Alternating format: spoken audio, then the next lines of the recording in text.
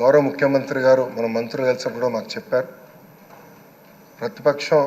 ప్రతిపక్ష హోదా లేకపోయినా, ప్రతిపక్ష ఇక్కడ ఈరోజు హౌస్కి రాకపోయినా మనమే ప్రతిపక్షం అనుకోవాలి, ప్రజల తరపున నిలబడాలి, ప్రజల తరపున పోరాడాలి, ప్రజల సమస్యలు తెలుసుకోవాలి, ప్రజలకు కావాల్సిన చట్టాలు మనం తీసుకురావాలని చాలా స్పష్టంగా చెప్పారు.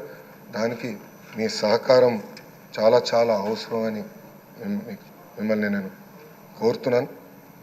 అయ్యనాథ్ పాత్రుడు గారిపైన ఎన్ని కేసులు పెట్టినా, ఎన్ని రకాలుగా హింసించినా ఆయన ఒకే మాట చెప్పేవారు, నేను తగ్గేదే లేదనేవారు. అహర్నిశలు పోరాడేవారు. గన్నవరం సభలో కూడా మీరు ఆనాడు వచ్చి మాట్లాడితే కూడా మరుసటి రోజు మీ పైన కేసు పెట్టి నాన్ బెయిలబుల్ వారెంట్ కూడా ఇష్యూ చేస్తాం చూసాం. కానీ అయ్యనాథ్ పాత్రుడు ఎప్పుడు తగ్గలేదు, ఎప్పుడు పోరాడితే ఉన్నారు. ఆ స్ఫూర్తిని మేము అందరం కూడా హౌస్కి తీసుకెళ్తాం. మీ దగ్గర నుంచి మేము చాలా నేర్చుకోవాల్సిన అవసరం ఉంది. సో మా లాంటి యువకుల్ని ఈ హౌస్లో మీరు గైడ్ చేయాలని ఈ సభాముఖంగా కోరుకుంటూ